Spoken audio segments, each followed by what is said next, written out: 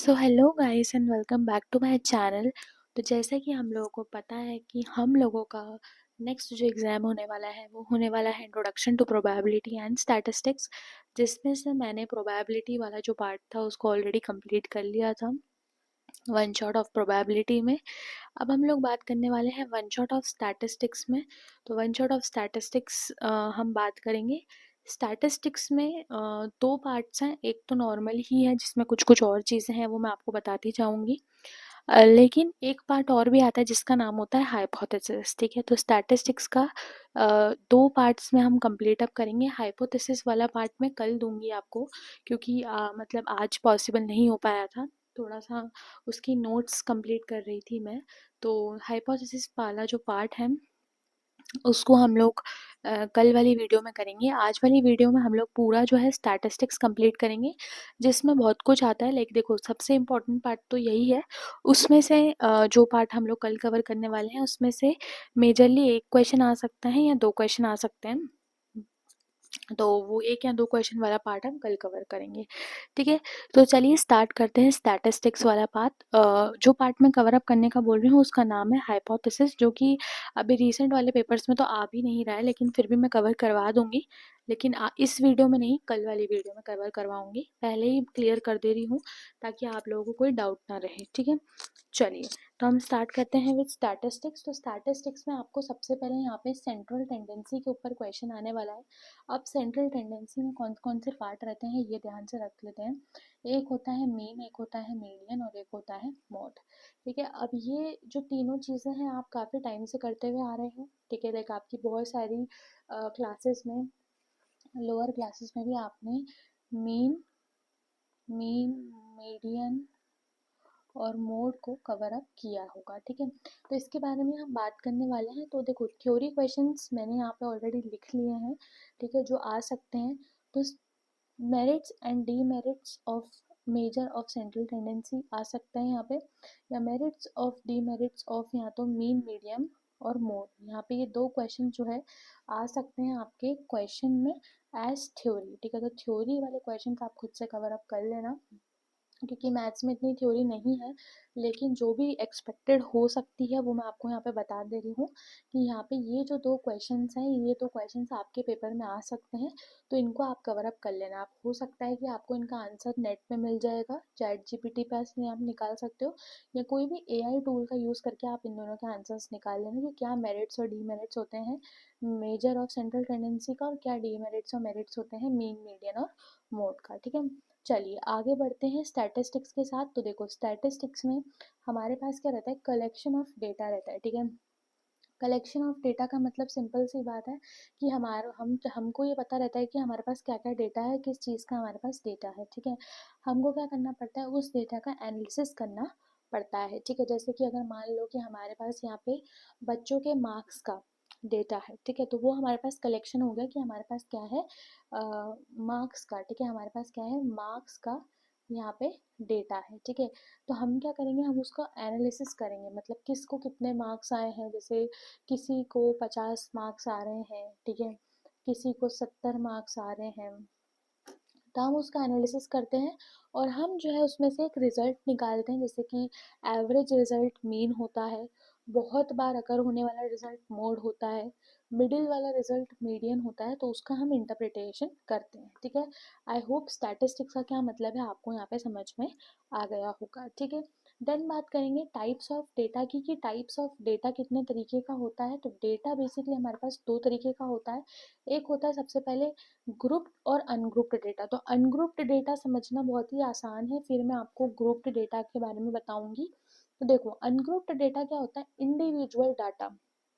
जैसे मैंने अब यहाँ पे किसी भी सब्सक्राइबर वन का नाम लिख दिया, सब्सक्राइबर वन ने मुझे इतने कमेंट्स करे, सब्सक्राइबर टू ने मुझे इतने कमेंट्स करे, सब्सक्राइबर थ्री ने मुझे इतने कमेंट्स करे। ठीक है, जैसे मान लो 22, 23 और 24। ठीक है, ये इनके कमेंट्स का नंबर है। ठीक है, तो ये इनका इंडिविजुअल डाटा है, इसमें मैं कुछ भी छेड़छाड़ नहीं कर सकती हूँ, ये यही रहेगा, चेंज नहीं होगा। ठीक है, अब बात करूँ मैं ग्रुप्ड डेटा की। तो ग्रुप्ड डेटा में हमारे पास दो डेटा आते हैं, जो कि रहता है डिस्क्रीट डेटा और एक रहता है कंटिन्यूस डेटा। डिस्क्रीट डेटा क्या रहता है ना, कि जैसे हमारे पास लिखा रहता है कि जैसे 22, 23 और 24 ये नंबर ऑफ कमेंट्स हैं, ठीक है। कितने लोगों ने करे, 5 सब्सक्राइबर ने 22 कमेंट करे, 6 सब्सक्राइबर ने 23 कमेंट करे और 7 सब्सक्राइबर ने 24 कमेंट करे। तो ये हो गया हमारा डिस्क्रीट डेटा। मतलब इसमें भी कोई इंटरवल टाइप्स ऑफ नहीं होती, लेकिन बस यहाँ पे क्या होता है, हमें ये पता होता है कि इतने लोगों ने इतनी कमेंट्स करे, ठीक है। यहाँ पे हमारे पास इंडिविजुअल था कि पर्टिकुलरली सिर्फ हमारे सब्सक्राइबर 1 ने इतने करे, सब्सक्राइबर 2 ने इतने करे, सब्सक्राइबर 3 ने इतने करे, ठीक है। फिर बात करते हैं कंटिन्यूस डेटा की। तो कंटिन्यूस डेटा क्या होता है, जिसमें हमारे पास ओपन और क्लोज्ड वाला सीन रहता है, जिसमें हम बेसिकली यहाँ पे बात करना चाह रहे हैं, अगर मैं बात करूँ तो इंटरवल की, ठीक है। जैसे कि अगर मान लो यहाँ पे 20 से 30 और यहाँ पे मैं लिख दूँ 18, ठीक है। तो 20 से 30 मतलब कि 20 से 30 कमेंट्स, ठीक है। 20 से 30 के अंदर कमेंट मतलब हो सकता है 25 कमेंट करे हो किसी सब्सक्राइबर ने, किसी ने 26 कमेंट्स करे हो, किसी ने 27 कमेंट्स करे हो। ऐसे जितने भी कमेंट्स 20 से 30 में है ना, वो कितने लोगों ने करे हैं, 18 लोगों ने करे हैं। तो इंटरवल आ जाए जहाँ, वो कंटिन्यूस डेटा हो सकता है। अब हो सकता है कि ये ओपन रहे, ठीक है, और हो सकता है ये क्लोज रहे। ओपन रहने का मतलब क्या होता है, ओपन रहने का मतलब ये होता है कि हमारे पास यहाँ पे क्या होता है ना, ऐसे आपको अभी मैं क्वेश्चन बताऊंगी जिसमें क्या होता है ना, यहाँ पे ऐसा डेटा गिवन रहता है। जैसे कि यहाँ पे मैं आपको एक एग्जांपल देती हूँ। जैसे जैसे यहाँ पे डेटा रहता है 10, ठीक है, फिर रहेगा 20, 30 एंड ऐसे करके सो ऑन, बहुत सारे इंटरवल्स रहेंगे। तो यहाँ पे आपको दिख रहा है ये एक लिमिट मिस है। तो ये जो लिमिट मिस वाली होती है, इसको हम ऐसे, जिसमें अगर अपर लिमिट या लोअर लिमिट मिस होती है, तो वैसा डेटा को हम क्या कहेंगे, ओपन डेटा। और जिसमें ये सारी लिमिट्स मिस ना हो, मतलब प्रॉपरली लिखा हुआ हो 10 से 20, 20 से 30 ऐसे करके, उसको हम क्लोज्ड डेटा कहेंगे, ठीक है। तो जिसमें लिमिट्स मिस ना हो वैसे कंटिन्यूस डेटा को हम क्या कहेंगे, ओपन डेटा। और जिसमें लिमिट्स मिस हो, सॉरी, जिसमें ना हो उसको क्लोज कहेंगे, और जिसमें हो उसको ओपन कहेंगे, ठीक है। चलिए, ये कुछ छोटे छोटे इंट्रोडक्शन वाली बातें थी जो कि आपको मेरे ख्याल से समझ में आ गई होंगी। कुछ एग्जाम्पल्स भी देख लेते हैं, क्योंकि एग्जाम्पल्स भी बहुत ज़्यादा इंपॉर्टेंट होते हैं, तो इनके ऊपर हम एग्जाम्पल्स भी देख लेते हैं। देखो, इंडिविजुअल डेटा का तो मैंने आपको ऑलरेडी बता दिया था। जैसे मान लो सब्सक्राइबर 1, जिसका नाम हो सकता है शुभी हो, ठीक है, जिसने मुझे 20 कमेंट्स करे हो, ठीक है। यहाँ पे डिस्क्रीट डेटा का मैं एग्जाम्पल आपको बता देती हूँ। जैसे यहाँ पे अगर मैं बात करूँ तो 22 कमेंट्स मेरे को कितने सब्सक्राइबर ने करे हैं, 5। इसमें हो सकता है राम, इसमें हो सकता है श्याम, इसमें हो सकता है राजू, इसमें हो सकता है भीम, और इसमें हो सकता है चुटकी, ठीक है। तो इन सब 5 लोगों ने 22 कमेंट्स करे, तो मैंने उनका मिला के लिख दिया कि 22 कमेंट्स कितने लोगों ने करे, 5 लोगों ने करे। यहाँ पे फिर अगर बात करूँ कि यहाँ पे जो है, यहाँ पे कंटिन्यूस डेटा के बारे में बात करूँ, तो जैसे फॉर एन एग्जांपल 20 से 30 एक इंटरवल ले लेती हूँ। इसके बीच में 18 लोगों ने मुझे कमेंट करे। अब हो सकता है किसी एक इंसान ने 25 कमेंट भी करे हों, किसी एक ने 20 भी करे हों, किसी एक ने 30 भी करे हों, किसी एक ने 29 भी करे हों। ऐसे बहुत सारे जितने भी इसमें आ रहे हैं उतने इसमें कमेंट्स हो सकते हैं, ठीक है। चलिए, नेक्स्ट इज ओपन इंटरवल। तो ओपन इंटरवल में मैंने आपको यहाँ पे बहुत अच्छे से बताया था कि यहाँ पे क्या होता है ना, देखो इस तरीके से हम, ये इंटरवल्स होती हैं हमारी, ठीक है। और इस ओपन इंटरवल्स में एक चीज़ रहती है, अभी यहाँ पे जैसे 0 लिखा है, लेकिन इसमें क्या होता है ना, कोई अपर लिमिट, ये जो ये होती है upper limit minus lower limit, ठीक है। तो यहाँ तो इसमें अपर लिमिट या फिर लोअर लिमिट यहाँ पे मिस रहती है, और यहाँ पे मिस नहीं रहती, ठीक है, क्लोज इंटरवल में, ठीक है। तो इतनी सी ही बात है, बाकी सब यहाँ पे एग्जाम्पल्स भी मैंने आपको यहाँ पे अच्छे से बता दिया है। आई होप आपको यहाँ पे स्टैटिस्टिक्स और डेटा क्या होता है वो अच्छे से समझ में आ गया होगा, ठीक है। चलिए, नेक्स्ट हम चलते हैं यहाँ पे मीन के ऊपर, ठीक है। तो मीन देखो क्या होता है, तो मीन तो बहुत आसानी से हम यहाँ पे ना, देखो क्या होगा, अलग अलग तरीकों के बारे में अलग अलग तरीके से फॉर्मूलाज को पढ़ेंगे, ठीक है। फिर उसके बाद हम क्वेश्चंस को भी देखेंगे, ठीक है। तो देखो, डायरेक्ट मेथड मतलब कि यहाँ पे डायरेक्ट मेथड हमको कब अप्लाई करना है, डायरेक्ट मेथड हमको अप्लाई करना है इंडिविजुअल डेटा के ऊपर, ठीक है। इंडिविजुअल डेटा कौन सा था जो मैंने आपको बता दिया था, देखो अब यही बात होती है कि डेटा इसलिए पहले क्लियर करके रख दें, क्योंकि मुझे पता था कि यहाँ पे इंडिविजुअल डेटा भी आपको यहाँ पे समझ में आना चाहिए। ठीक है, तो इंडिविजुअल डेटा मैंने यहाँ पे पहले ही क्लियर कर दिया था कि क्या है, तो अगर अभी आपको डाउट है तो आप पहले ही वीडियो में थोड़ा सा इसको पीछे करके आप देख लो कि इंडिविजुअल डेटा क्या होता है। ठीक है, चलिए नेक्स्ट हम बात कर लेते हैं कि किस तरीके से इसमें इंडिविजुअल डेटा अगर हमको गिवन रहे तो हमको निकालना है। जैसे फॉर एन एग्जाम्पल मान लो कि मैंने यहाँ पे 5 बच्चों के मार्क्स लिए हैं। 5 बच्चों के मार्क्स हैं हमारे पास 3, 10, 9, 6 एंड 7। ठीक है, ये हो गए 5।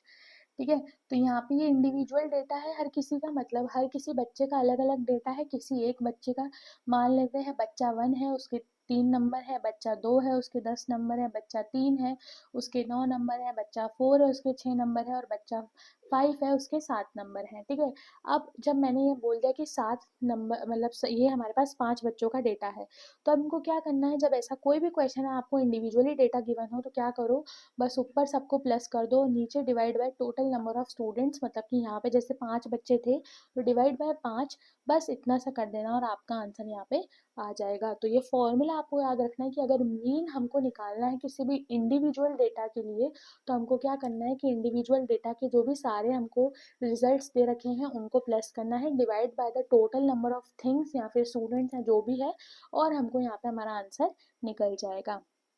अब बात करते हैं कि अगर डिस्क्रीट डेटा लिखा हो, मतलब यहाँ पे अगर फ्रीक्वेंसी दे रखी हो, ठीक है, कि इतने बच्चों ने, यही वाली बात है कि 22 मोमेंट्स 5 लोगों ने एक साथ, मतलब 5 लोगों ने यहाँ पे किए थे, अगर ऐसा कुछ गिवन हो यहाँ पे, रिजल्ट और फ्रीक्वेंसी दोनों गिवन हो, तो आपको क्या करना है, sigma F I x I upon sigma F I. ठीक है, ये फॉर्मूला आपको रखना है, मतलब नीचे सारी फ्रीक्वेंसीज का एडिशन और ऊपर एक्स और फ्रीक्वेंसी का जो है इनटू प्लस उनका एडिशन। एक्स और एफ क्या है, एक्स बेसिकली कितनी बार यहाँ पे बेसिकली कौन कौन सा है, और यहाँ पे एफ कितनी बार फ्रीक्वेंटली वो अकर हुआ है। ठीक है, तो इस तरीके से यहाँ पे हमको क्वेश्चन में देखो एक्स और फ्रीक्वेंसी गिवन रहेगा, तो इसमें आपको दिमाग लगाने की जरूरत नहीं है कि एक्स और फ्रीक्वेंसी क्या है, सिंपली आपको फॉर्मूला याद रखना है, sigma F I x I upon sigma F I. ठीक है, चलिए एक और तरीका रहता है अज्यूम्ड मीन मेथड।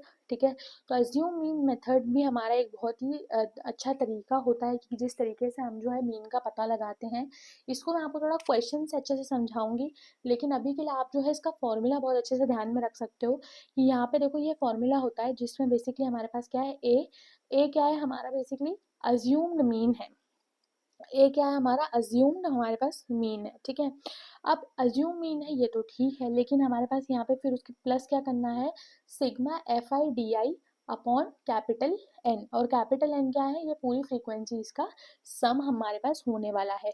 अब ये मत सोचना कि यार यहाँ पे sigma F I D I लिखा और नीचे सिग्मा एफ आई लिखा है तो ये कैंसल मार दिया, पागल कहलाओगे अगर ऐसा करोगे तो, क्योंकि वो sigma F I D i का इनटू है, उन सबका हमको मल्टीप्लिकेशन करके ऐड करना है, ना कि हमको डायरेक्टली बस ऐड कर देना है। ठीक है, तो A plus sigma F I D I upon capital N sigma F I को रिप्रेजेंट करता है, ए अज्यूम मीन को रिप्रेजेंट हमारे पास करता है। ठीक है, और आप अब ये पूछोगे कि यार डी आई क्या है, एक्स आई तो ठीक है लेकिन डी आई क्या है, तो डी आई बेसिकली हमारे पास हर एक एक्स आई में से अगर हम माइनस ए कर देंगे तो जो हमारे पास एक टेबल बन के आएगा डी आई का, वो होगा। यही मैं बोल रही हूँ कि थोड़ा सा हम इसको क्वेश्चन से और अच्छे से समझेंगे। ठीक है, चलिए तब तक के लिए अब यहाँ पे थोड़े से हम यहाँ पे और क्वेश्चन को देख लेते हैं, लेकिन यहाँ पे थोड़ा स्टेप डेविएशन मेथड भी हमारे पास एक आता है, जिसमें अब यहाँ पे कंटिन्यूस डेटा के लिए है, कंटिन्यूस डेटा के लिए हमें क्या करना है वो ध्यान से सुन लेगा।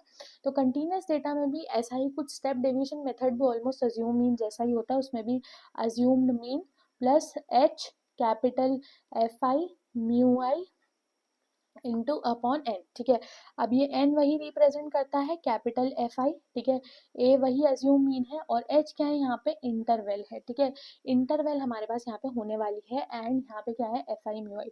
अब ये मैं आपको थोड़ा सा, मैं आपको क्वेश्चन से और अच्छे से एक्सप्लेन करूंगी, लेकिन अभी के लिए आप बस एक फॉर्मूला दिमाग में रखिए। ठीक है, अब देखो हर एक मेथड पे एक एक क्वेश्चन है, तो ध्यान से आप सुनते चलना और आप क्वेश्चन को देखते चलना। ठीक है, और ट्राई करना कि आप इस लेक्चर के बाद ये क्वेश्चंस थोड़े से खुद से कर पाओ। ठीक है, तो आपको यहाँ पे कॉन्फिडेंस आ जाएगा। ठीक है, चलिए तो फर्स्ट क्वेश्चन देखते हैं, N academic achievement was administrated on 10 students and they obtained following score, find the mean of the score। देखो हर किसी बच्चे का अलग अलग स्कोर दे रखा है और कितने बच्चे दे रखे हैं, 10 बच्चे दे रखे हैं, मतलब 10 बच्चों के 10 सॉल्यूशंस दे रखे हैं, मतलब ये कौन सा डेटा है, इंडिविजुअल डेटा है। और इंडिविजुअल डेटा है तो क्या करना है कि सारे स्कोर्स को मुझे प्लस कर देना है, ठीक है, सारे स्कोर्स को मुझे प्लस कर देना है divided by number of students, ठीक है।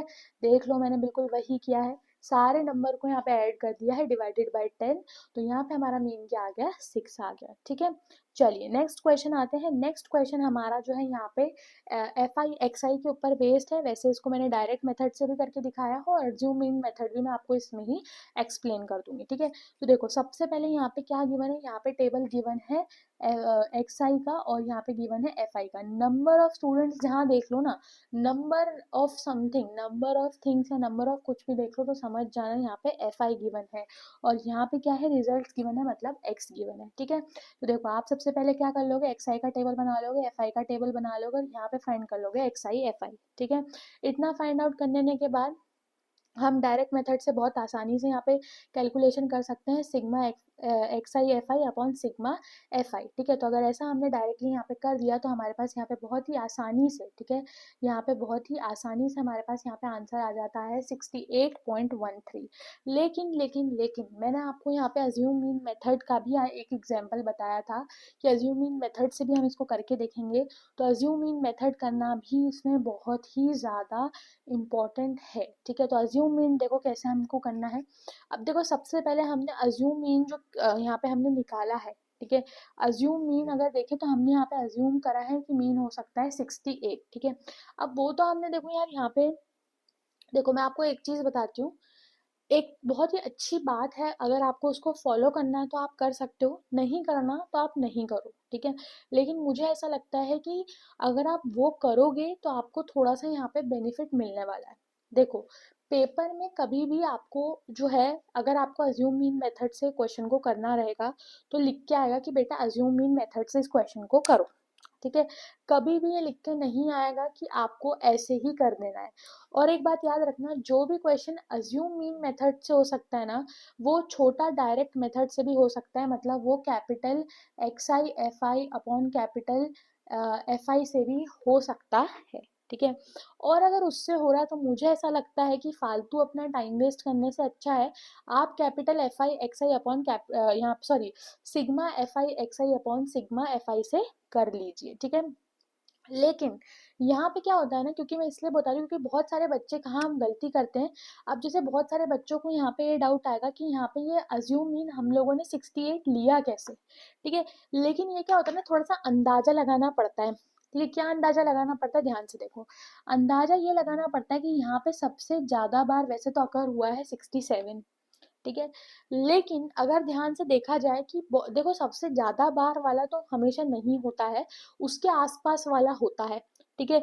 तो उसके आसपास वाला अगर मैं देखूं तो 21 बार 68 अगर हुआ है तो वही हमारा अज्यूम मीन हो जाएगा।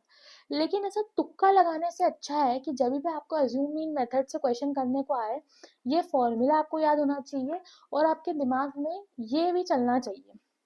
अब आपसे आप मुझे फिर एक डाउट पूछोगे कि यहाँ पे डायरेक्ट मेथड फिर आपने यहाँ पे क्यों बोला कि करना ही नहीं है, ठीक है।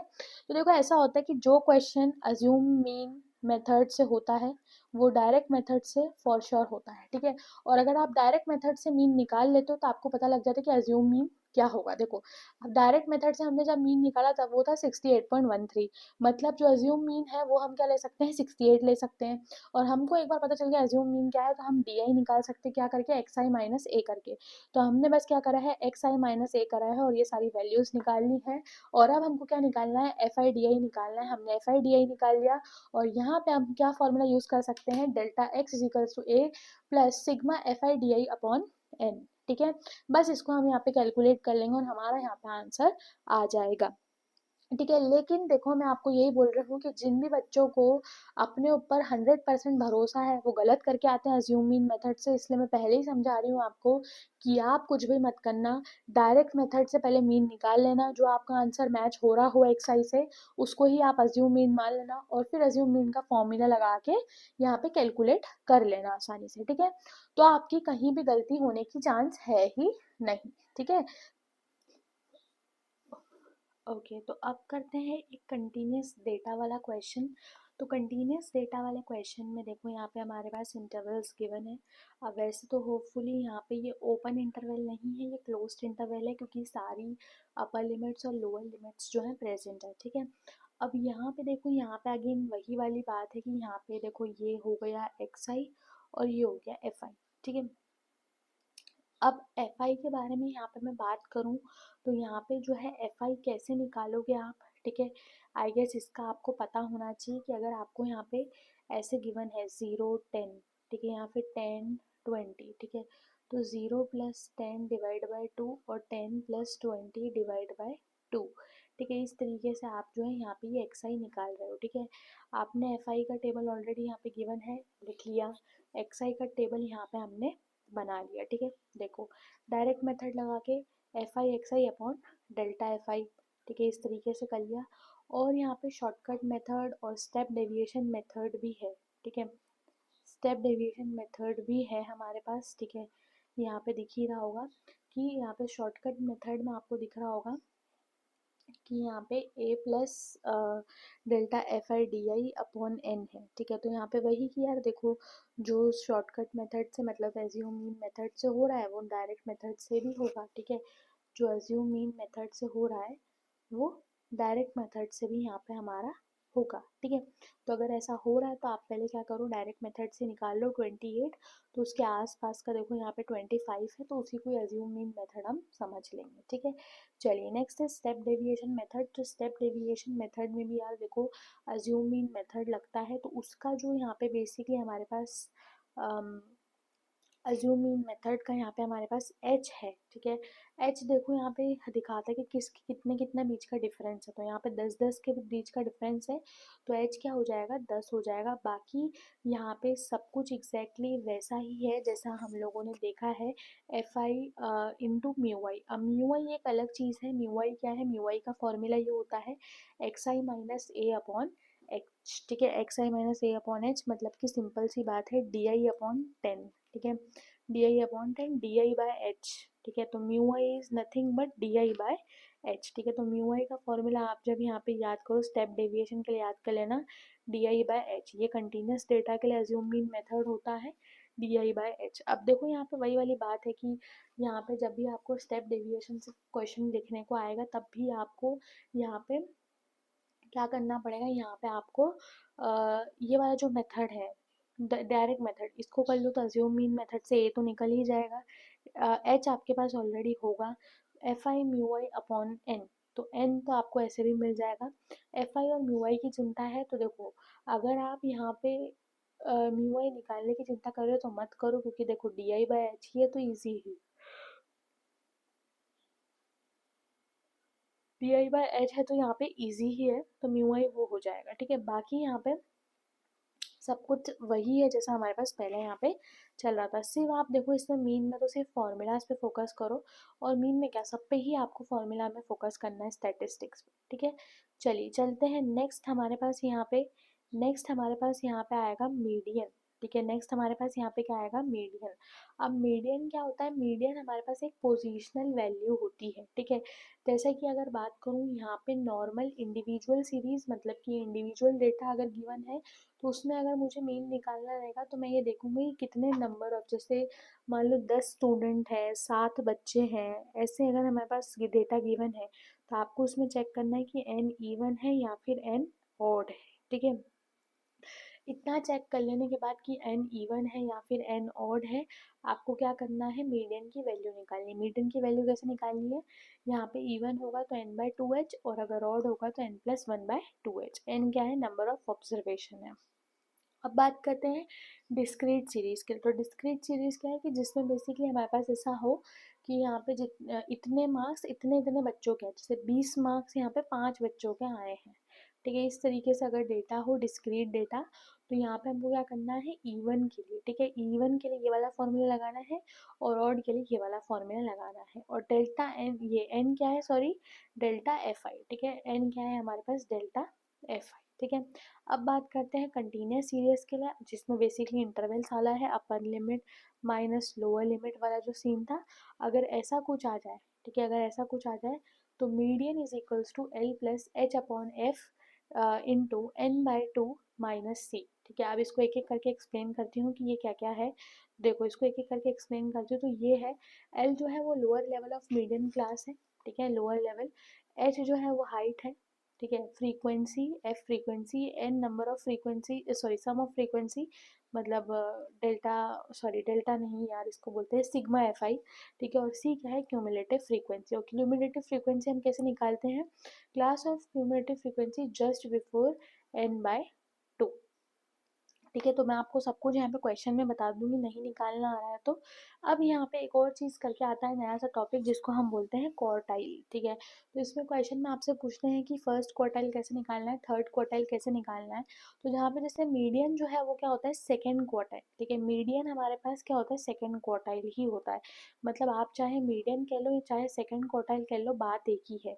तो अब क्या होता है फर्स्ट क्वार्टाइल में, यहाँ पे जैसे हम n बाय टू लिख रहे हैं मीडियन के फॉर्मूले में, वैसे वहाँ फर्स्ट क्वार्टाइल के फॉर्मूले में n बाय फोर होता है। देखो यहाँ पे just after the n by four, और यहाँ पे थर्ड क्वार्टाइल में होता है 3n बाय फोर। ठीक है, तो बस फर्क इतना सा ही है कि यहाँ पे देखो जैसे हम अगर लिख दे सेकेंड क्वार्टाइल में 2n बाय फोर। ठीक है, यहाँ पे नंबर ऑफ क्वार्टाइल, देखो नंबर ऑफ क्वार्टाइल को हम एक काम करते हैं, नंबर ऑफ क्वार्टाइल को x मान लो, तो ये होता है एक्स एन बाय फोर। ठीक है, तो अब यहाँ पे हमने 2n/4 लिख दिया, तो कितना होगा n/2। ठीक है, तो मीडियन क्या हो गया, सेकंड क्वार्टाइल हो गया। उसके बाद यहाँ पे लोअर क्वार्टाइल मतलब वन, फर्स्ट क्वार्टाइल क्या हो जाएगा, x की वैल्यू 1 डालेंगे इंटू n/4, और यहाँ पे थर्ड क्वार्टाइल पूछा है तो 3n/4। इस तरीके से हमें क्वार्टाइल होना हमको बताना पड़ता है। ये क्या करता है, बस डेटा को डिवाइड करता है। ठीक है, तो क्वेश्चंस में ये भी पूछा जाता है। अब देखते हैं इसके कुछ क्वेश्चंस। ठीक है, देखो एक ही क्वेश्चन में आपको ऑलमोस्ट चीज़ें क्लियर कर दूंगी। ठीक है, देखो यहाँ पे क्या है, हमारे पास क्या गिवन है, यहाँ पे हमारे पास यहाँ पे गिवन है यहाँ पे कंटिन्यूस डेटा। ठीक है, क्योंकि देखो यहाँ पे क्या गिवन है, इंटरवल्स गिवन है। ठीक है, तो इंटरवल्स गिवन है तो हमारे पास यहाँ पे क्या गिवन है, कंटिन्यूस डेटा। ठीक है, अब यहाँ पे क्या करेंगे, कंटिन्यूस डेटा में हम क्या करेंगे, इस तरीके से लिख लेंगे पूरा। ठीक है, अब यहाँ पे निकालनी सबकी क्यूमुलेटिव फ्रीक्वेंसी। अब क्यूमुलेटिव फ्रीक्वेंसी कैसे निकालते हैं, ध्यान से सुनिएगा अगर आपको नहीं आता है तो। देखो फ्रीक्वेंसी को आपको जो यहाँ पे लिखी हुई है फैली फ्रीक्वेंसी, उसको क्यूमुलेटिव में ऐसे की ऐसी कॉपी करते हैं। अब दूसरी क्यूमुलेटिव फ्रीक्वेंसी निकालने के लिए बस इसको इसमें ऐड करते जाओ। देखो 22 प्लस 38, फिर 38 यहाँ पे, सॉरी जो आया 60, 60 प्लस 46, फिर यहाँ पे आया 106 प्लस तो 35, फिर 141 प्लस 20। तो इस तरीके से हमने सारी क्यूमुलेटिव फ्रीक्वेंसी निकाल ली। बस जो यहाँ आता जाए उसको यहाँ वाले से क्या करते जाओ, ऐड करते जाओ। ठीक है, उसके बाद यहाँ पे देखो, यहाँ पे हमने कैपिटल N निकाल लिया, फिर n/2 निकाल लिया। अब देखो यहाँ पे एक चीज़ समझना कि यहाँ पे हमने कैपिटल n/2 जैसे ही निकाला। ठीक है, यहाँ पे कैपिटल n/2 निकाला तो हमको मिली 80.5। ठीक है, हमको क्या मिली, 80.5। अब 80.5 जो है यहाँ पे हमारे पास, आपको यहाँ पे दिख रहा होगा कि 80.5 के पहले, ठीक है, पहले अगर हम बात करें यहाँ पे, ठीक है, तो यहाँ पे जो सबसे बड़ी फ्रीक्वेंसी है वो मतलब 80.5 के पहले जो सबसे बड़ी फ्रीक्वेंसी वो है 60। ठीक है, मतलब आपको ये सोचना है कि 80 के पहले कौन से नंबर आएंगे, उसमें अगर कोई नंबर प्रेजेंट हो तो वो हमारी क्यूमुलेटिव फ्रीक्वेंसी हो जाएगी। ठीक है, अब देखो एल की अगर बात करूँ, ठीक है, देखो एक चीज़ यहाँ पे मेरी सुनना, यहाँ पे आप लोगों को कन्फ्यूजन हो गया होगा। ठीक है, एक सेकेंड बता देती हूँ। ठीक है, 2 मिनट लगेगी। देखो यहाँ पे एक चीज सुनना कि जब हम यहाँ पे क्यूमुलेटिव फ्रीक्वेंसी हमने यहाँ पे निकाली 80.5। देखो क्यूमुलेटिव फ्रीक्वेंसी कैसे निकालना है ये सबको समझ में आ गया। अब जैसे n/2 निकाला, मतलब मुझे मीडियन क्लास को चूज करना है यहाँ पे। ठीक है, तो मीडियन क्लास को मैंने चूज कैसे किया कि यहाँ पे 80 है। ठीक है, तो 80 के आसपास वाला नंबर यहाँ पे कौन सा है, 106। लेकिन मुझे जो सी है, मुझे सी चाहिए, तो वो उसके पहले वाला ही आएगा हमेशा। ठीक है, मेरे ख्याल से इतना समझ में हो गया होगा। अब क्योंकि मीडियन क्लास हमारी ये हो गई, ठीक है, तो यहाँ पे एल क्या हो गया 20, एच क्या हो गया हमारे पास 10 है, मतलब वहाँ पे 10 का डिफरेंस है हर किसी में। देन एफ क्या है, यहाँ पे एफ है यहाँ पे 46, और यहाँ पे ये सी क्या है, यहाँ पे होगा 60।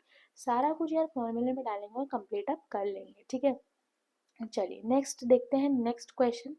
नेक्स्ट क्वेश्चन हमारे पास कुछ ऐसा ही है अगेन। ठीक है, अब यहाँ पे भी देख लेते हैं। अब यहाँ पे थोड़ा सा ट्विस्ट अलग है। ठीक है, क्या ट्विस्ट अलग है, ध्यान से देखना। अब यहाँ पे क्या है, यहाँ पे चीज़ें तो सारी कुछ गिवन है।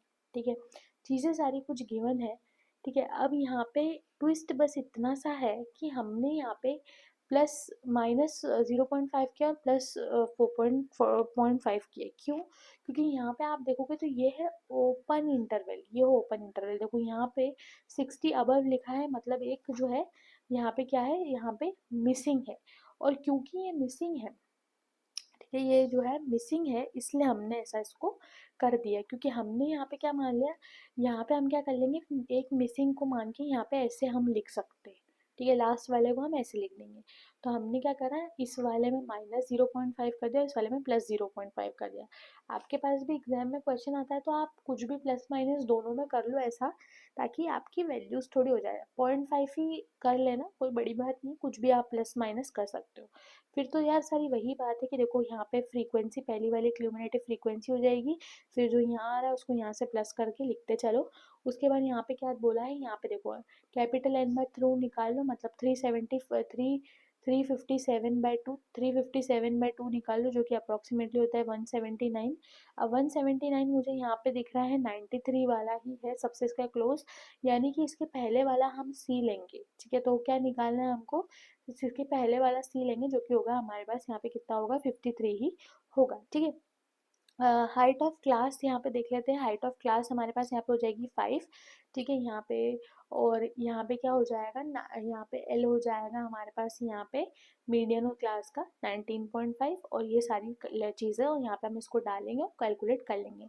अब देखो इसमें फर्स्ट और थर्ड क्वार्टाइल भी कैलकुलेट करने को बोला है, तो बिल्कुल सही है सारी चीज़ें, लेकिन यहाँ पे एक डिफरेंस आएगा कि हम यहाँ पे जब हम एल और एच चूज कर रहे होंगे, सॉरी एल और सी, ठीक है, एल और सी चूज कर रहे होंगे, क्योंकि देखो फ्रीक्वेंसी एल और सी, ठीक है, एल सी एफ चूज कर रहे होंगे तो उसमें डिफरेंस आएगा। हाइट में तो कोई डिफरेंस नहीं आता। एल सी एफ चूज करेंगे तो उसमें डिफरेंट आएगा, क्योंकि यहाँ पे n/4 जब आप यहाँ पे कैलकुलेट करोगे तो वो कुछ अप्रोक्सीमेटली कुछ और आएगा, और जब वो कुछ और आएगा तो आपका एल मतलब लोअर लिमिट ऑटोमेटिकली चेंज हो जाएगी, फ्रीक्वेंसी ऑटोमेटिकली चेंज हो जाएगी, और यहाँ पे आपका जो क्यूमुलेटिव फ्रीक्वेंसी है वो भी ऑटोमेटिकली चेंज यहाँ पे हो जाएगी। ठीक है, तो जैसे देखो यहाँ पे सिंपल सी बात है, यहाँ पे मैंने 375/4 किया, तो यहाँ पे मैंने 90 के बराबर का आया। अब उसके अकॉर्डिंगली भी अगर आप देखोगे तो सबसे क्लोज नंबर कौन सा है, 53 ही आने वाला है। थर्ड क्वार्टाइल में 357/3 करा तो वहाँ पे आ रहा है 268, तो 291 इसके क्लोज बराबर है, तो उसके पहले वाला जो था वो था 193। तो इस तरीके से चीज़ें जो है हमारे पास यहाँ पे चेंज हो जाती हैं। आई होप आपको मीडियन समझ में आ गया हो।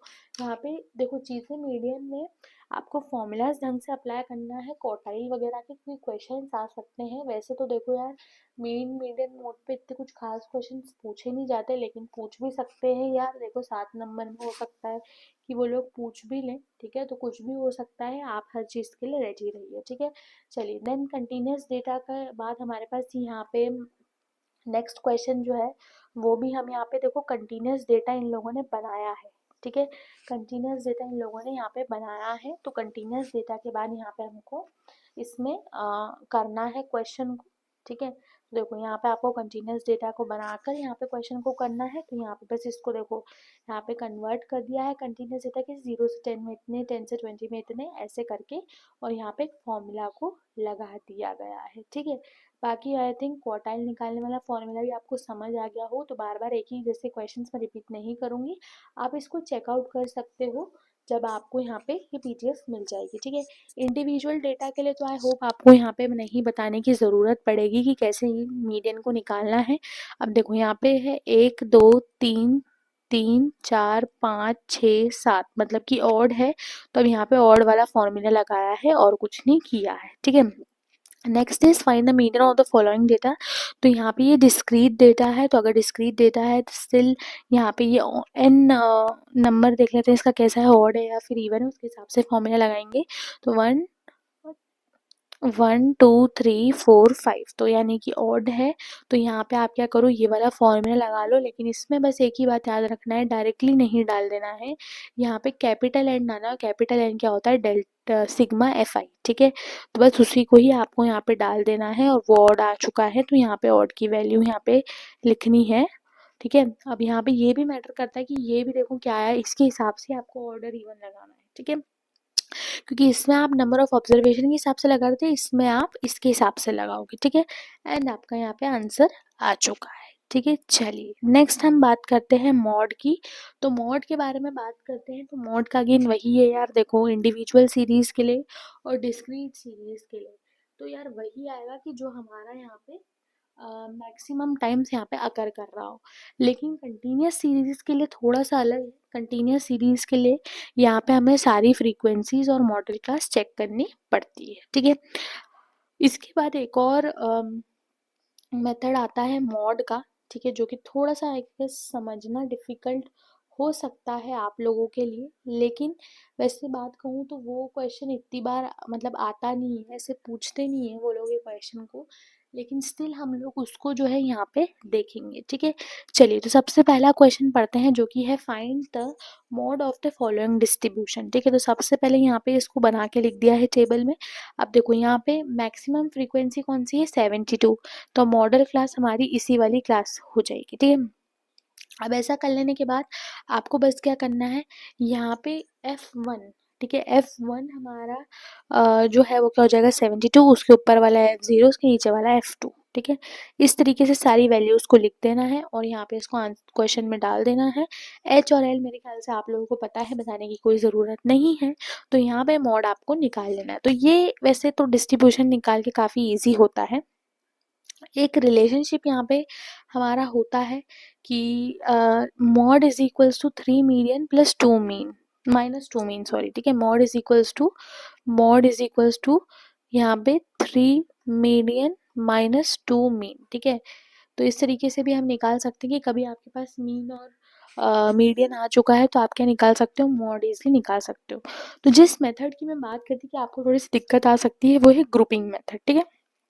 तो इसमें बेसिकली यार देखो मॉड ही निकालने को बोला है, तो इसमें आप मीन और मीडियन निकाल के इसको कैलकुलेट करने को निकाल सकते हो। तो मीन हमने ऑलरेडी डिस्कस कर लिया, डिस्कस नहीं, सॉरी गाइस,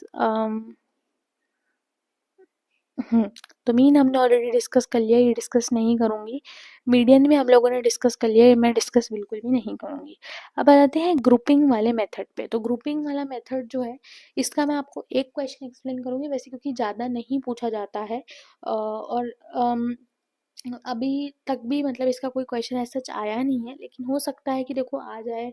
तो थोड़ा समझा देती हूँ मैं आपको उसको कैसे इसको करना होता है, ठीक है। तो देखो इसमें बेसिकली यहाँ पे चीज़ें दे रखी हैं, ठीक है। तो हम पहले लिख देंगे कि जो भी फ्रीक्वेंसी और जो भी चीज़ें दे रखी हैं, अब हमको पहली बार जो फ्रीक्वेंसी दे रखी है उसको हम फर्स्ट बना देंगे, ठीक है। अब दूसरी बार में हम फ्रीक्वेंसी कैसे कैलकुलेट करेंगे, ध्यान से सुनना कि हम क्या करेंगे, 2 और 5 को ऐड कर देंगे 7, 8 और 9 को ऐड कर देंगे 17, 12 और 14 को ऐड कर देंगे 26। ऐसे करके यहाँ पे दो दो के पेयर्स हमने बनाए हैं, ठीक है। अब थर्ड फ्रीक्वेंसी कैसे निकालेंगे, थर्ड फ्रीक्वेंसी बहुत अच्छे से देखना, ठीक है। थर्ड फ्रीक्वेंसी बहुत बहुत इंपॉर्टेंट है, नहीं समझ में आएगी फिर कहना मत, ठीक है। अलग कलर से बता रही हूँ इसलिए। देखो आप क्या करोगे, 2 को यहाँ पे हम छोड़ देंगे, अब करेंगे 5 और 18 को, फिर करेंगे 9 और 12 को, ठीक है। 9 और 12 को यहाँ पे हम ऐड करने वाले हैं। देन हम करेंगे यहाँ पे 14 और 14 को, यहाँ पे 15, 11 और 13 को हम ऐसे ही छोड़ देंगे, ठीक है। 13 को भी हम ऐसे ही छोड़ देंगे, ठीक है। अब फोर्थ वाला ये हो गया इसका भी। अब फोर्थ वाला ध्यान से देखना, फोर्थ वाला किस तरीके से हमको इसमें करना है। तो फोर्थ वाले में क्या करेंगे, तीन तीन के पेयर्स बनाएंगे, 2, 5, 18, 9, 12, 14, फिर 14, 15, 11 और 13 को हम यहाँ पे छोड़ देंगे, ठीक है। तो ये तीन तीन के पेयर्स इसमें बना रखे हैं, ठीक है। फिर हमने फिफ्थ वाले में क्या करना है, फिफ्थ वाले में हमको करना है यहाँ पे, हमको अब देखो यहाँ पे देखो ध्यान से सुनना किस तरीके से कि 2 को हमने वापस छोड़ दिया। अब तीन तीन के पेयर्स 5, 8, 9, 12, 14, 14, 15, 11, 13, ठीक है। इस तरीके से ऐड करेंगे। अब लास्ट में हमारे पास यहाँ पे क्या करना है, देखो ध्यान से सुनना, 29 हम कैसे आएगा, 29 अब देखो आप खुद सोचोगे कि 29 हमारे पास कैसे यहाँ पे आया, ठीक है। तो किस तरीके से देखो 29 आएगा यहाँ पे, ठीक है। तो देखो वो यहाँ पे मैं आपको बताती हूँ कि कौन सी किसको ऐड करके आपको छोड़ना है,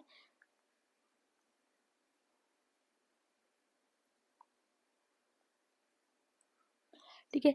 तो यहाँ पे अगर मैं आपको बात यहाँ पे बोलूँ,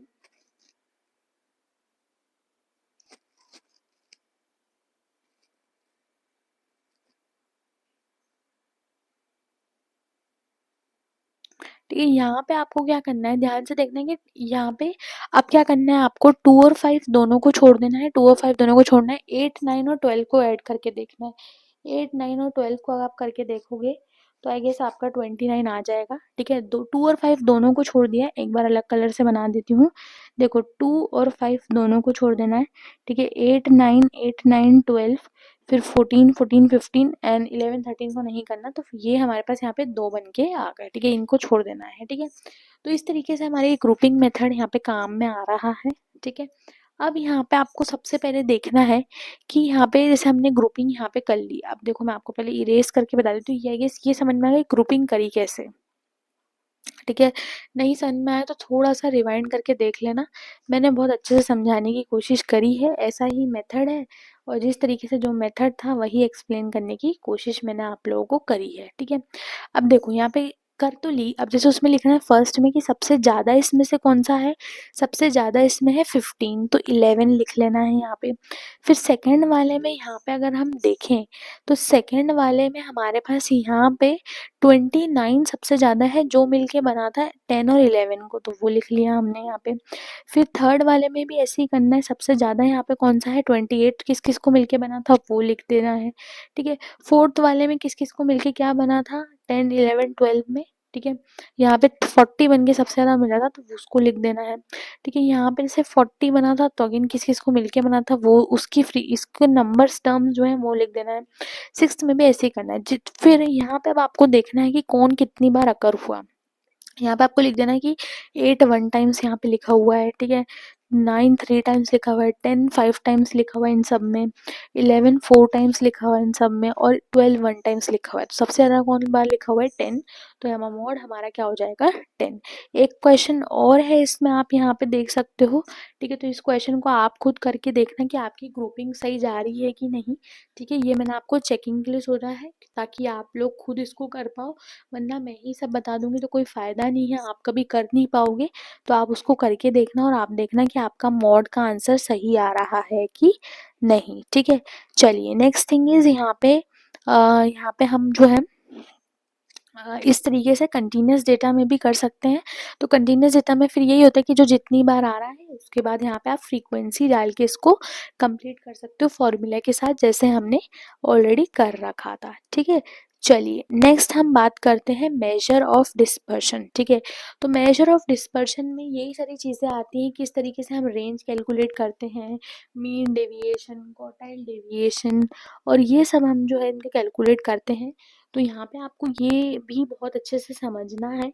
ठीक है, और इसको कैसे करते हैं उसको भी देखना है। ठीक है, तो यहाँ पे सबसे पहले मैं आपको यही बोलूँगी कि सिर्फ फॉर्मूलेस पे ध्यान दो, ये जो पूरी थ्योरी है ये आप आराम से पढ़ते रहना, ये पीडीएफ आपको मिल जाएगी। ठीक है, क्योंकि इसमें सिर्फ और सिर्फ छोटी छोटी डेफिनेशंस ही हैं, तो आप इसको अपने हिसाब से कर सकते हो। यहाँ पे आपको सिर्फ फॉर्मूलाज और क्वेश्चंस कैसे करना है मैं वो आपको बता देती हूँ। ठीक है, तो स्टार्ट करते हैं विथ रेंज। ठीक है, तो रेंज के बारे में सबसे पहले स्टार्ट करते हैं। तो रेंज का फॉर्मूला होता है large value minus smallest value, फिर होती है सेमी क्वार्टाइल रेंज। तो सेमी क्वार्टाइल रेंज कैसे निकालते हैं, half into Q3 minus Q1।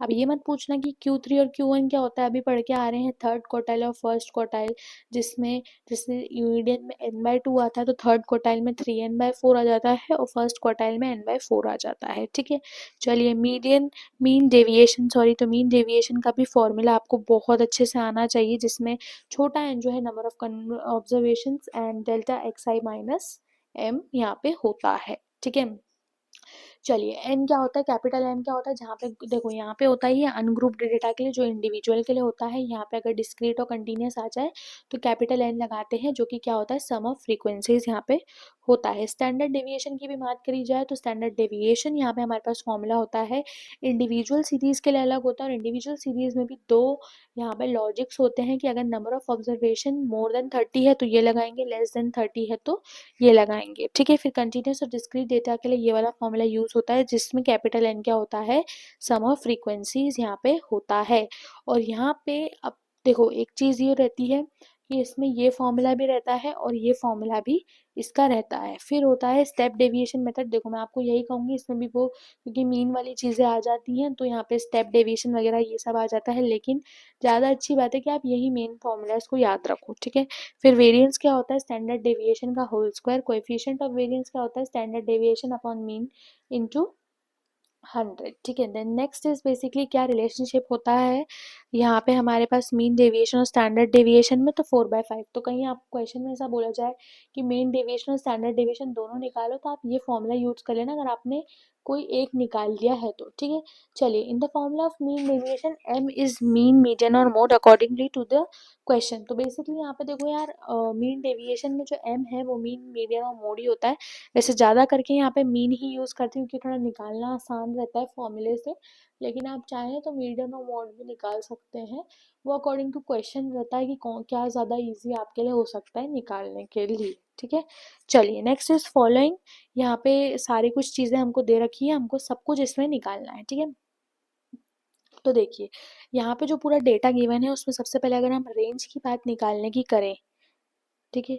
अब अगर इसमें हम सबसे पहले रेंज निकालने की बात यहाँ पे करें, तो रेंज निकालने की बात यहाँ पे अगर हम करते हैं तो कैसे निकलेगा, देखो, ठीक है, कि यहाँ पे सबसे बड़ी वैल्यू कौन सी है, 92, ठीक है। फिर उसके बाद सबसे छोटी वैल्यू कौन सी है, 72, ठीक है। तो इनको क्या कर देना है, बस आपको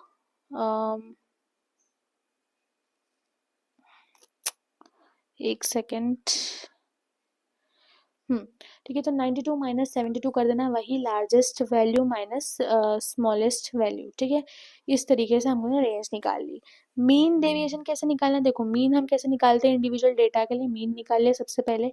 अब क्या करेंगे, मीन डेविएशन के लिए इंडिविजुअल वाला फॉर्मूला लगाएंगे, 1/n। कितनी वैल्यूज हैं, 8 वैल्यूज हैं, ठीक है। एक्स आई क्या है हमारे पास, पूरा एक्स आई यहाँ पे हमारे पास गिवन है, तो एक्स आई माइनस 8 निकालना है और एक्स आई माइनस 8 का स्क्वायर भी निकालना है क्योंकि ये स्टैंडर्ड डेविएशन के लिए हमारे लिए ज़रूरी रहेगा। तो एक्स आई माइनस 8 का सारा कुछ सम करके आपको यहाँ पे लिख देना है, मल्टीप्लाई डिवाइड करोगे यहाँ पे आपका आंसर आ जाएगा, ठीक है।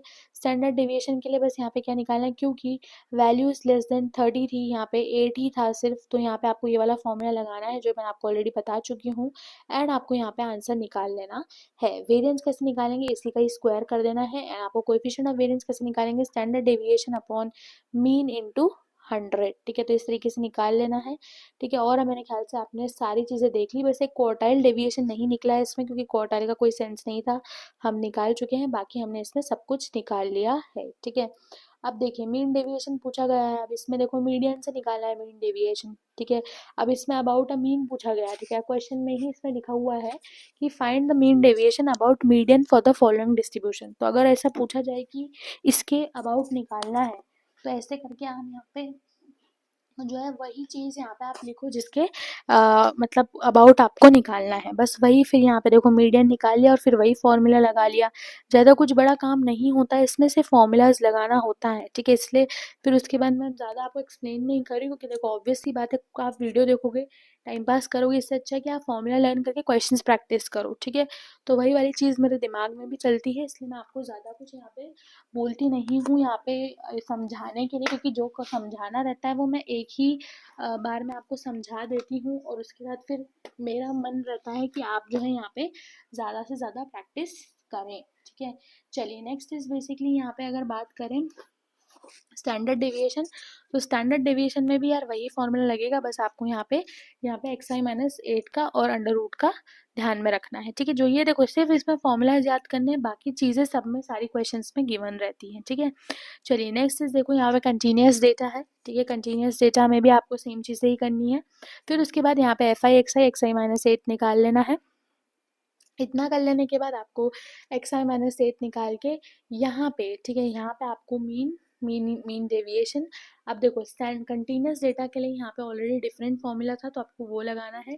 अब इसमें आपको यहाँ पे डाउट नहीं आना चाहिए कि यहाँ पे कौन सा ये फॉर्मूला क्यों लगा है, इनटू एफ आई क्यों आया, क्योंकि जाके अगर फॉर्मूले में देखोगे तो यही है, जो फॉर्मूले है वही ये फॉलो हो रहा है, ठीक है। तो 1/n into f I x i minus m, और यहाँ पे अंडर रूट के साथ स्क्वायर और आ जाता है। ठीक है, देखो स्टैंडर्ड डेविएशन और मीन डेविएशन में सिर्फ बात इतनी सी है कि एक स्क्वायर और आ जाता है और एक यहाँ पे स्क्वायर मतलब एक अंडर रूट और एक स्क्वायर ज़्यादा यहाँ पे लग जाता है, बाकी एग्जैक्टली सेम फॉर्मूलाज ही यहाँ पे रहते हैं। ठीक है, तो यहाँ पे इसको ही बस सारे डेटा को यहाँ पे लिखना है, डालना है और यहाँ पे हो जाएगा। ठीक है, तो यहाँ पे सिर्फ देखो छोटी सी एक बात है कि यहाँ पे आपको निकालना ही सबसे बड़ी बात है कि किस तरीके से आप यहाँ पे कैलकुलेशन कर रहे हो। तो कैलकुलेटर एग्जाम में ज़रूर लेकर जाइएगा ताकि आपके मल्टीप्लिकेशंस गलत ना हो और आप क्वेश्चंस को थोड़ा जल्दी कर पाओ। टेबल सही से बना लेना, जिस बच्चे ने टेबल सही से बना ली और फॉर्मूला ढंग से लिख लिया ना, उस स्टैटिस्टिक्स में बिल्कुल एकदम प्रो टाइप का फीलिंग उसको आएगी।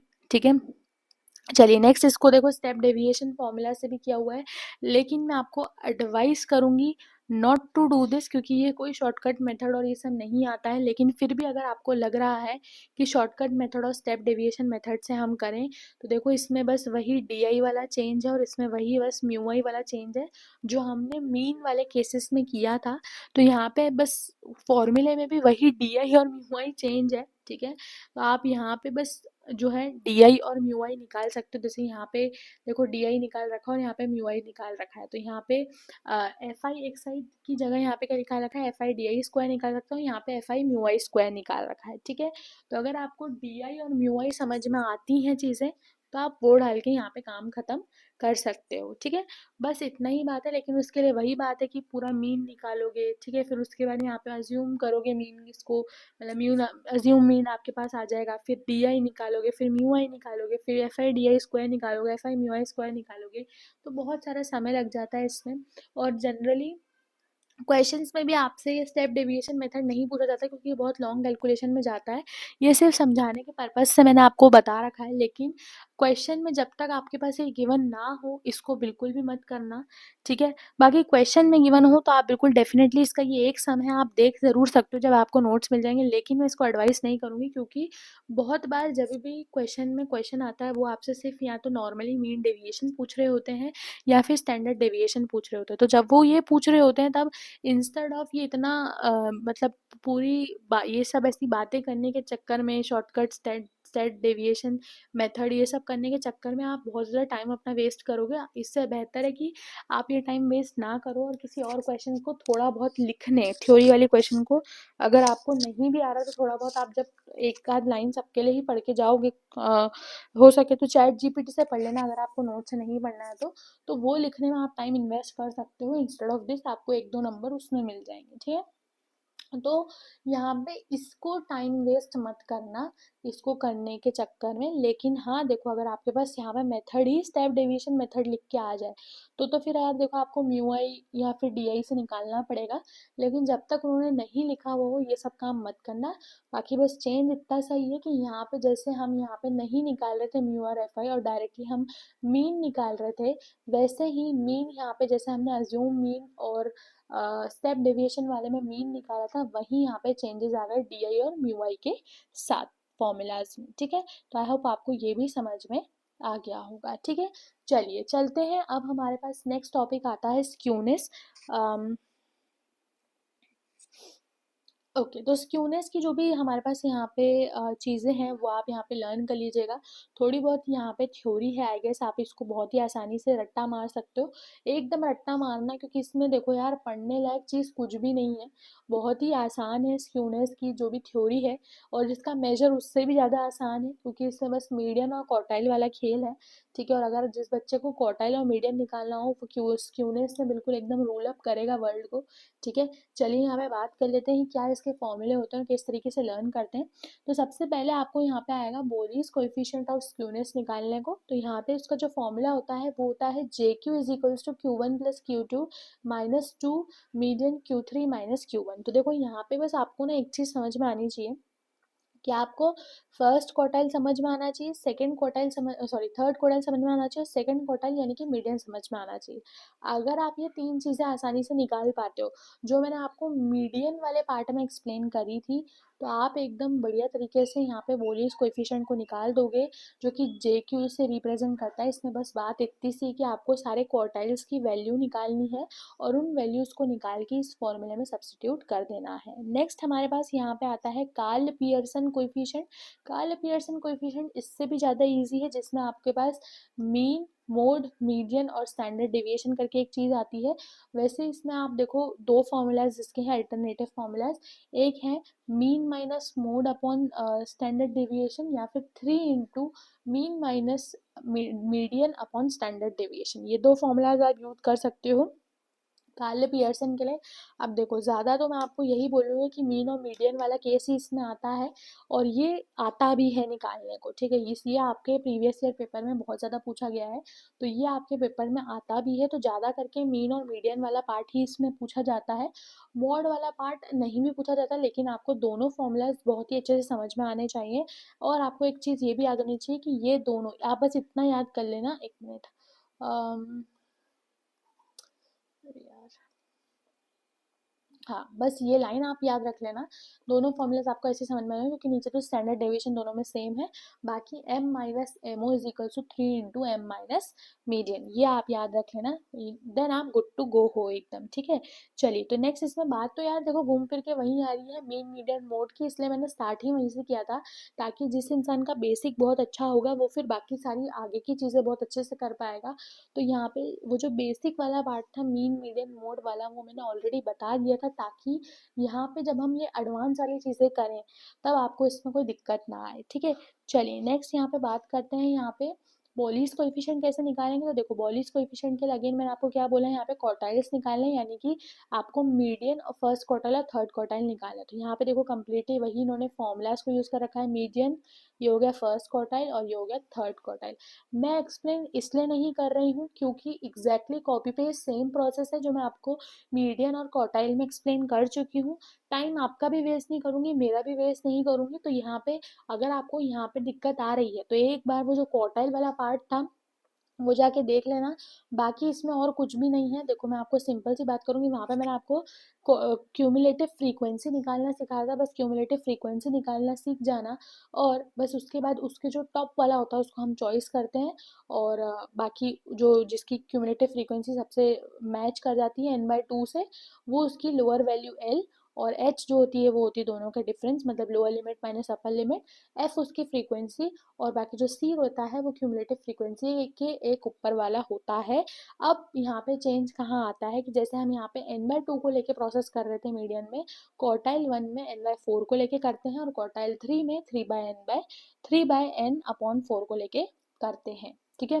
कार्ल पियर्सन कोएफिशिएंट इसका हमको निकालना है, तो उसके लिए तो यार देखो यहाँ पे मीन और मीडियन हमने ऑलरेडी निकाल लिया, मीन आप ऑलरेडी यहाँ पे डायरेक्ट मेथड से निकाल सकते हो, बहुत ही आसानी से निकल सकता है, और प्रोसेस से भी निकाल सकते हो, जैसे कि assume mean method, step deviation method. लेकिन मैंने आपको क्या बोला, उन प्रोसेस पे टाइम वेस्ट करने की ज़रूरत नहीं है जब आप डायरेक्ट प्रोसेस से यहाँ पे निकाल सकते हो। लेकिन अनलेस एंड अनटिल आपको अगर क्वेश्चन में मैंशन है तो आप फिर उन्हीं से ही निकालो। किस तरीके से निकालना है, किस तरीके की क्या ट्रिक है कि पहले आप डायरेक्ट मेथड से निकालो फिर उसी को ही अज्यूम करो, तो 100% आपका क्वेश्चन जो है राइट जाएगा अज्यूम मीन से भी, क्योंकि आप देखो खुद से अज्यूम नहीं कर पाओगे ढंग से।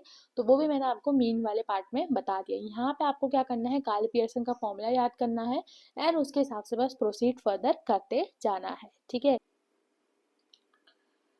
चलिए, तो अब स्टार्ट करते हैं विद मोमेंट। तो मोमेंट देखो यार, यहाँ पे मोमेंट जो है यहाँ पे पॉइंट ए के अबाउट निकाला जाता है, हम कह सकते हैं, और इसके भी फॉर्मूलाज होते हैं, ठीक है। अब इसमें बेसिकली दो टाइप के मूवमेंट हो सकते हैं, एक हो सकता है रॉ मूवमेंट, एक हो सकता है सेंट्रल मूवमेंट, जो कि अगेन डिस्क्रीट और कंटिन्यूस के लिए होता है और इंडिविजुअल डेटा के लिए होता है, ठीक है। तो यहाँ पे डिस्क्रीट और कंटिन्यूस के लिए जो है ये वाले फॉर्मूलाज यूज होते हैं, जिसमें एफ आई इंटू में होता है, और इंडिविजुअल के लिए जो है एफ आई इंटू में नहीं होता है, और यहाँ पे कैपिटल एन होता है और यहाँ पे स्मॉल एन होता है। बाकी यहाँ पे सब कुछ सेम रहता है। रॉ मूवमेंट बेसिकली एक किसी पॉइंट ए के अबाउट निकाला जाता है, और यहाँ पे जो सेंट्रल मूवमेंट होता है वो अबाउट मीन होता है। तो यहाँ पे रॉ मूवमेंट जो है अबाउट एनी पॉइंट ए होता है, और यहाँ पे जो सेंट्रल मूवमेंट होता है वो अबाउट मीन होता है। इतना सा ही डिफरेंस है। चलिए आइए अब कुछ रिलेशनशिप्स देख लेते हैं रॉ मूवमेंट और सेंट्रल मूवमेंट के बीच में। तो ये सारी रिलेशनशिप्स होती हैं रॉ मूवमेंट और सेंट्रल मूवमेंट के ऊपर। तो अगर मैं आपसे पूछूं, अगर आपसे अभी तक आपको ये डाउट आ रहा है कि रॉ मूवमेंट और सेंट्रल मूवमेंट में डिफरेंस क्या है, तो देखो मैं ऊपर ही बता चुकी हूँ कि रॉ मूवमेंट जो है, ठीक है, रॉ मूवमेंट जो है वो अबाउट अ पॉइंट ए निकाला जाता है, और सेंट्रल मूवमेंट जो है अबाउट मीन निकाला जाता है। और इसको हम जो रॉ मूवमेंट है उसको हम रिप्रेजेंट करते हैं म्यू डैश से, और इसको हम रिप्रेजेंट करते हैं सिर्फ म्यू से, ठीक है। चलिए तो यहाँ पे कुछ ये रिलेशनशिप्स हैं और इसको निकालते कैसे हैं वो भी यहाँ पे, और भी रिलेशनशिप्स यहाँ पे दे रखे हैं। मतलब इससे आपको बस ये पता लगाना है कि अगर आपके पास रॉ है तो आप सेंट्रल कैसे निकाल सकते हो, अगर आपके पास सेंट्रल है तो आप रॉ कैसे निकाल सकते हो। ये रिलेशनशिप्स उसी के काम आते हैं।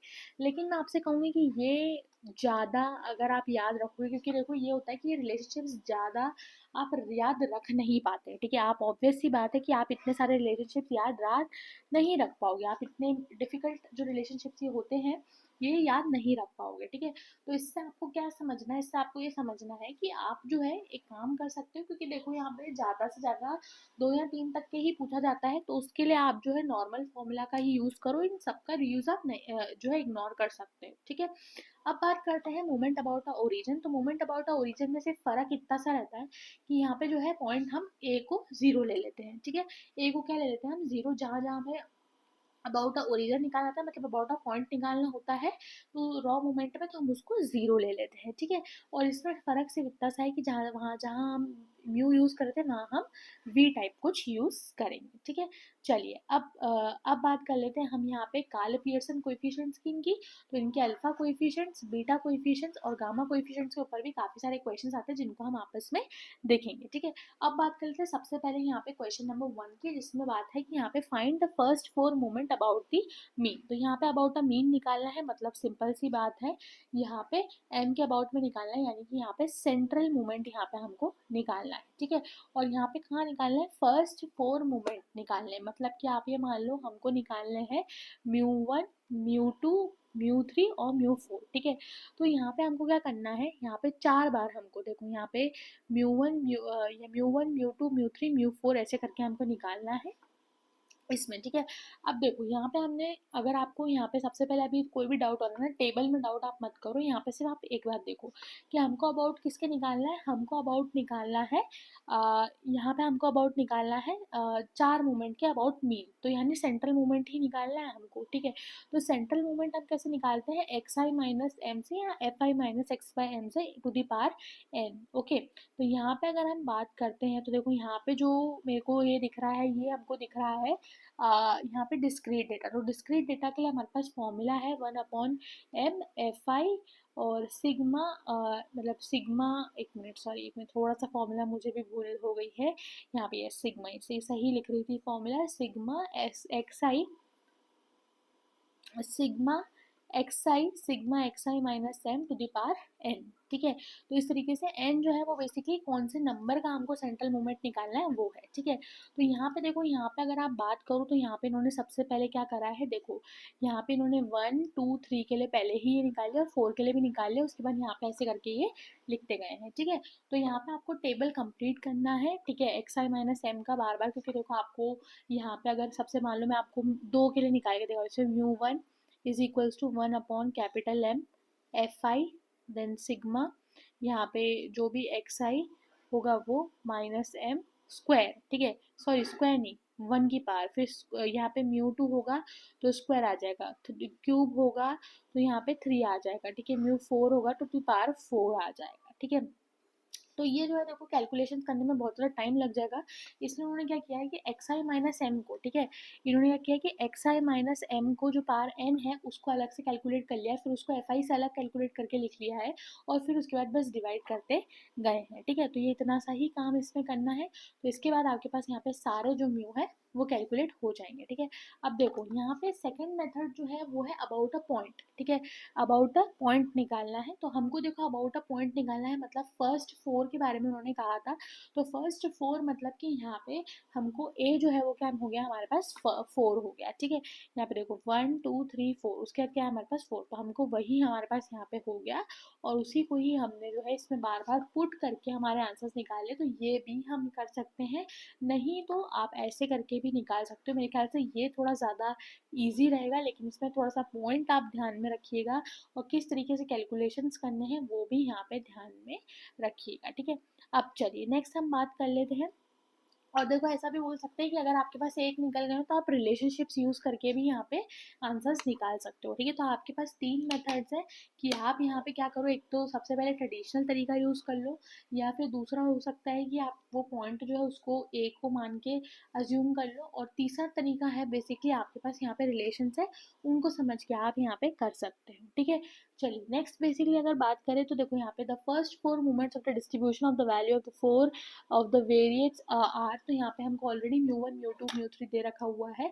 Calculate the movement about mean about the origin, मतलब हमको अबाउट ओरिजिन निकालना है, मतलब एक ही वैल्यू हमको क्या लगानी है, जीरो लगानी है, ठीक है। अब एक ही वैल्यू अगर हमको जीरो लगानी है, ठीक है, लेकिन देखो अबाउट द मीन निकालने के लिए मतलब अबाउट द ओरिजिन निकालना है, इसमें हमारा काम ही सबसे बड़ा था कि अबाउट द ओरिजिन निकालना है। अब अबाउट द ओरिजिन के लिए तो यार देखो यहाँ पे इसमें कुछ टेबल वगैरह दे नहीं रखा है इस क्वेश्चन में, तो मतलब आपको यूज़ तो क्या करने पड़ेंगे, रिलेशंस ही करने पड़ेंगे। तो ये क्वेश्चन रिलेशन बेस्ड मैंने इसलिए दिया है ताकि आप थोड़ा सा यहाँ पे रिलेशंस को भी सीरियसली ले लो, ठीक है। लेकिन मैं देखो यार आरजीपीवी के अकॉर्डिंगली कहूँ तो वो लोग इतना कुछ खास इसको सीरियस नहीं लेते हैं।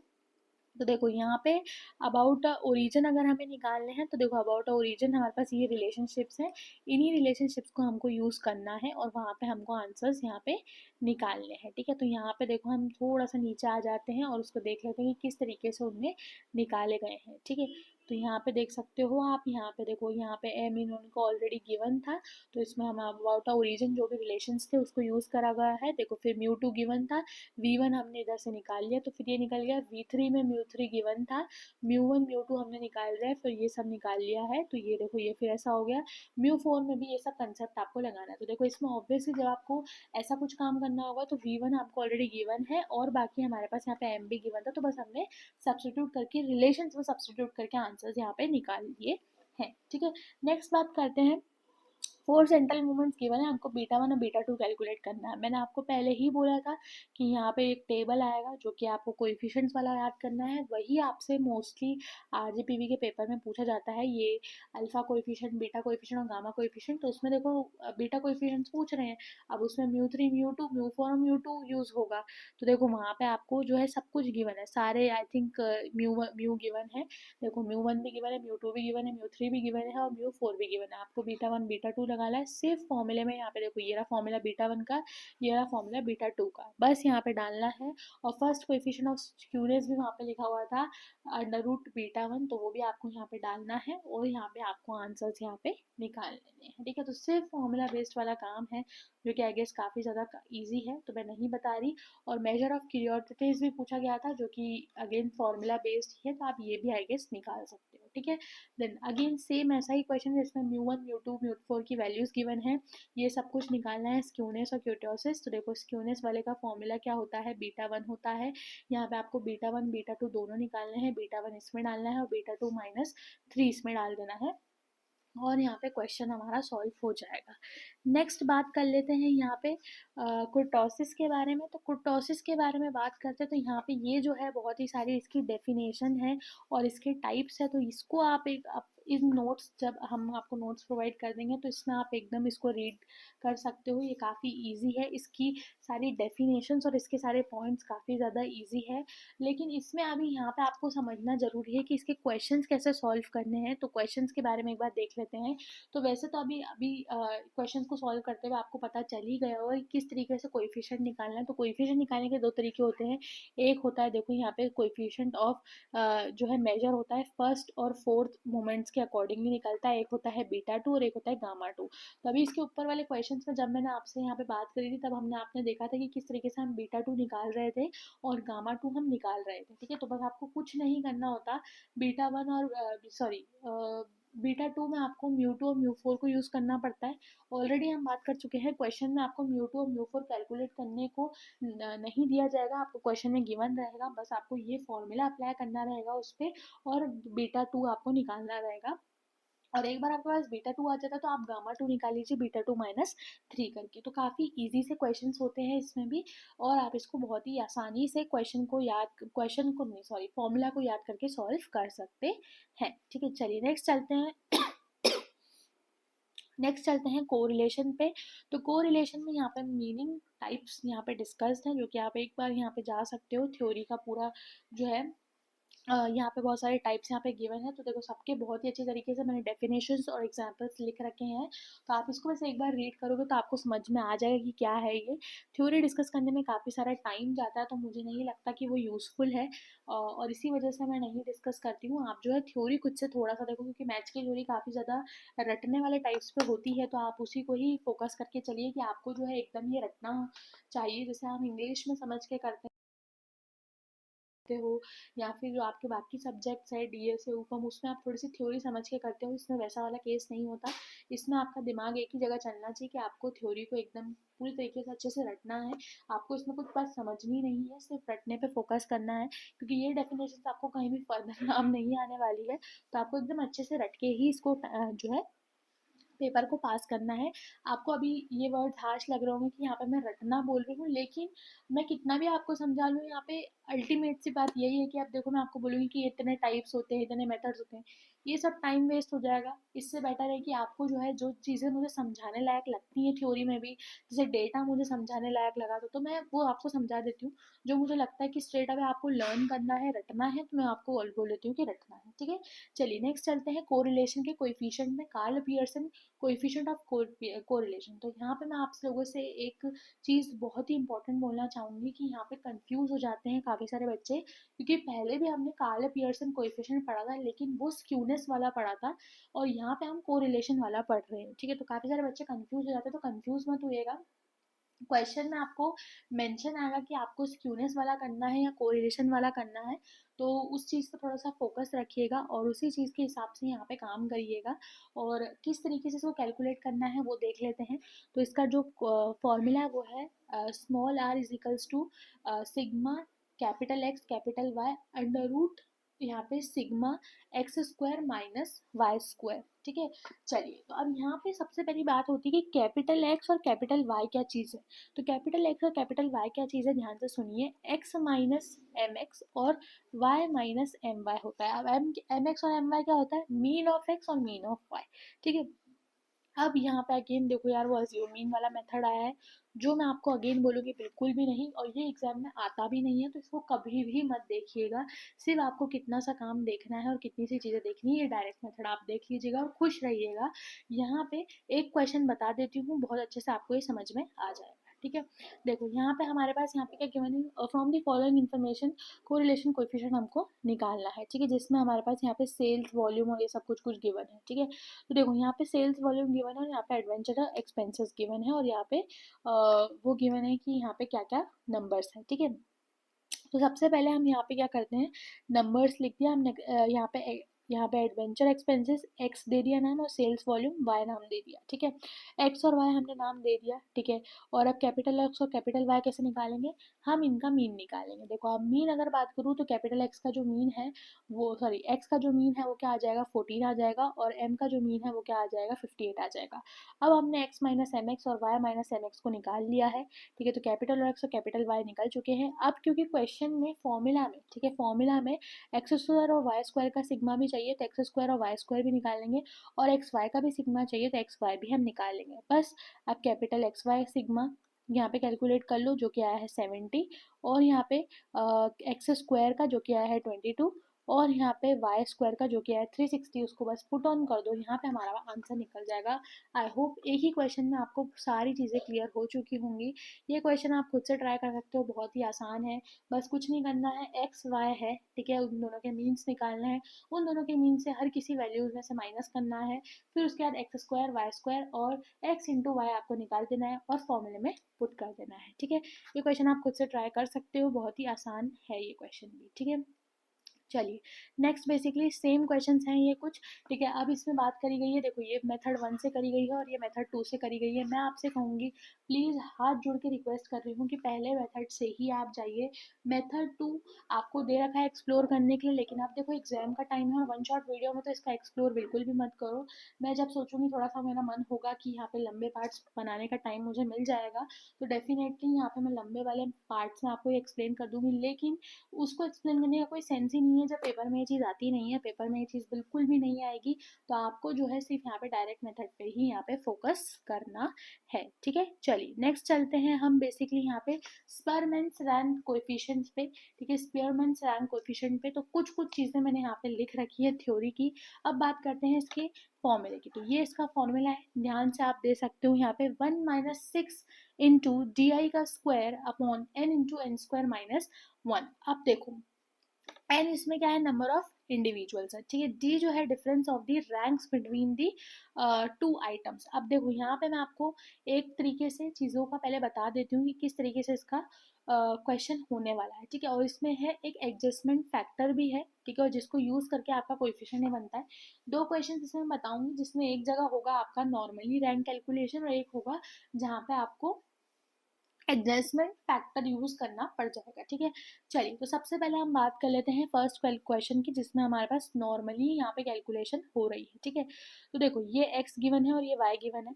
ठीक है, अब इसमें रैंक कैसे कैलकुलेट करते हैं वो सिखा रही हूँ, बहुत सारे बच्चों को यहाँ पे कंफ्यूजन होता है। ठीक है, देखो जैसे यहाँ पे एक्स वाले में आप देख रहे हो 78 89 है, सबसे छोटा नंबर यहाँ पे मुझे 59 दिख रहा है, तो मैंने इसको 1 रैंक दे दी।